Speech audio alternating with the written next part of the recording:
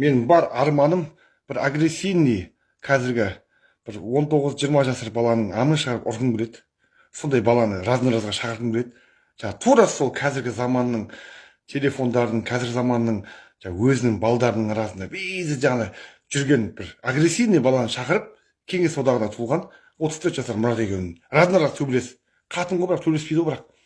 Кеше сене, че там, братан, бір бәле қотақпас бергесейін, нахуй, төбелесе екеуміз.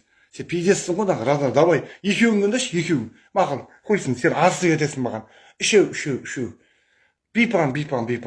Гәупек қылам қазір. Үш баланы разно-разға шақырыш. Үшеуі де 20 жасар болсын. 19-20 жасар. Пук, шешеңа, мына мен пах! Шешеңа, мсыйын агрессивный қотақпастар. Не нахуй, гандон. Көтін айып шеуің. Видеоға түсіріп, біреуге түсіріші. Мұраттың, 87 жылғы Мұраттың 20 жасар балдармен дәл қазіргі заманауи жүрген көшедегі агрессивный жүрген 3 баламен төбелескім келеді. Көтін айыр видеода. Құлақ шекеден амын шығарып, көтеріп шыңғап жиғадап, тіземен ұрып, бетін қан жасау, қанын ағызып бетін.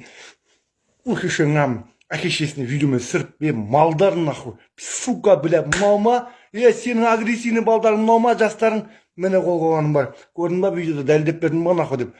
Сондай бір әліңді мүжіп жүр да.